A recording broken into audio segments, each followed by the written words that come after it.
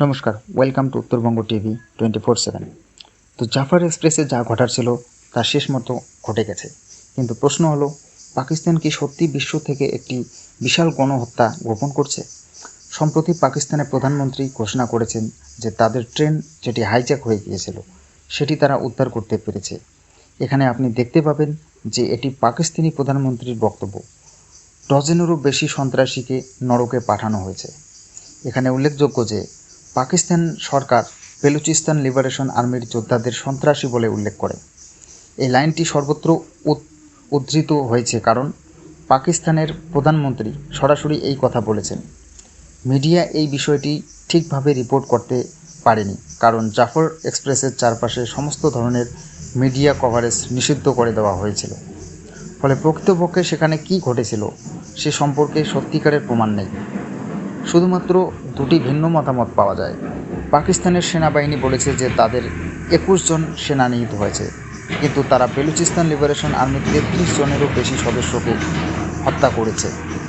অন্যদিকে বেলুচিস্তান লিবারেশন আর্মির দাবি যে পাকিস্তানি সেনাবাহিনী তাদের অপারেশন শুরু করার প্রায় 1 ঘন্টা আগেই তাদের যোদ্ধাদের ট্রেনের প্রায় 100 জন যাত্রীকে হত্যা করে। ফলে এখানে প্রশ্ন আসে, আপনি কার কথা বিশ্বাস করবেন, পাকিস্তানের সেনাবাহিনীর নাকি বালুচিস্তান লিবারেশন আর্মির? জাফর এক্সপ্রেস থেকে পালিয়ে আসা অনেক লোক দাবি করেছেন যে তারা ট্রেনের ভেতরে প্রায়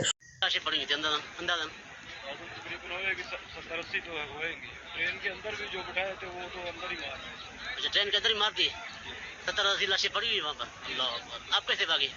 तो सुबह जाने हुआ वो देखा ट्रेन के अंदर गए तो हम पीछे से भागे।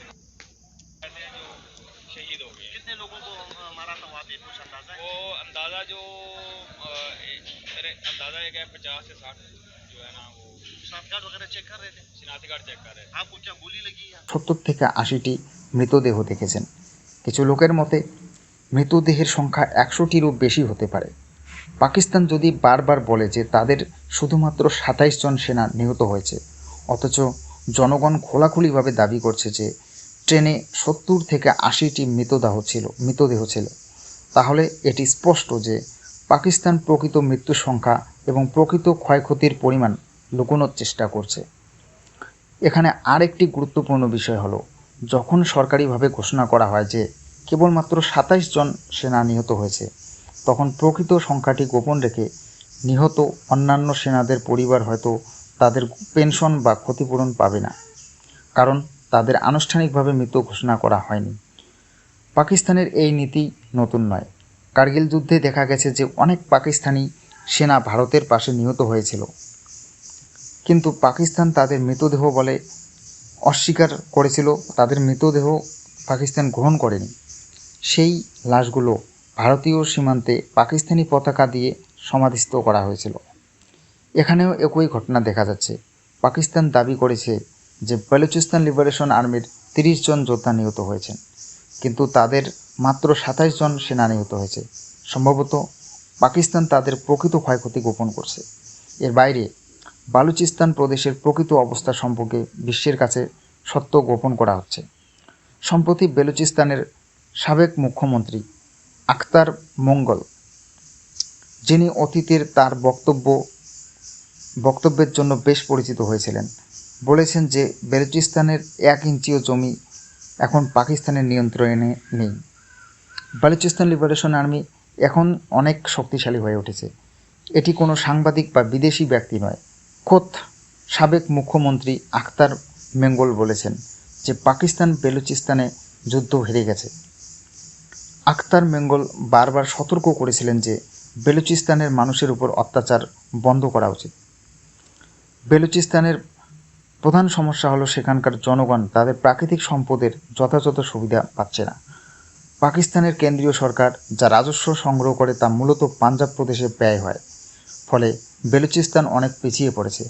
আপনি যদি জাফর এক্সপ্রেসের আশেপাশের দৃশ্য দেখেন, আশেপাশের এলাকাটা ভালোভাবে লক্ষ্য করেন, তাহলে আপনি বুঝতে পারবেন, আপনি মনে হয় যে 40-50 বছর আগের কোনো যুগে চলে গেছেন।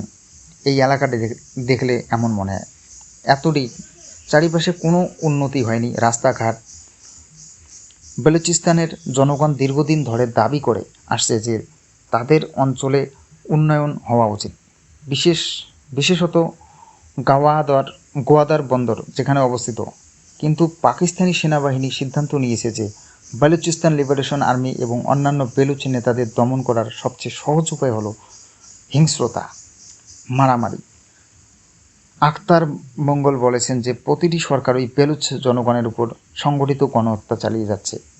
এমনকি একসময় ইমরান খানও বলেছেন যে পাকিস্তানের সেনাবাহিনীর বেলুচিস্তানের সাধারণ নাগরিকদের উপর বোমা বর্ষণ করেছে।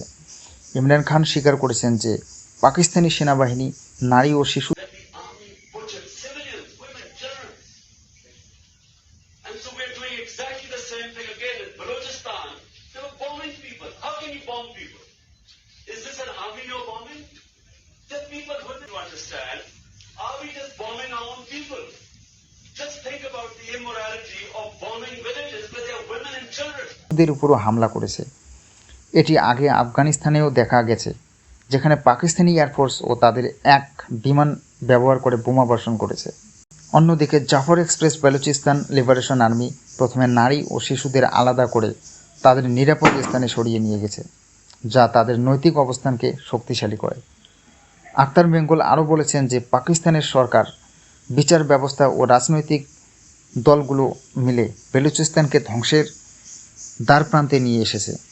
প্রশ্ন উঠতে পারে, যদি বেলুচিস্তানের অবস্থা এতটাই খারাপ হয় তাহলে ভারত কিছু করছে না কেন?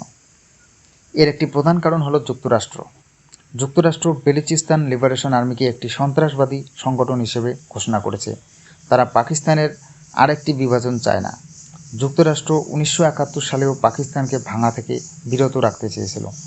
বর্তমানে যুক্তরাজ্য, তুরস্ক, রাশিয়া, নরওয়ে, ইরান, জার্মানি, ইউরোপীয় ইউনিয়ন এবং আজারবাইজান সহ অন্যান্য দেশগুলো জাফর এক্সপ্রেস হামলার নিন্দা জানিয়েছে।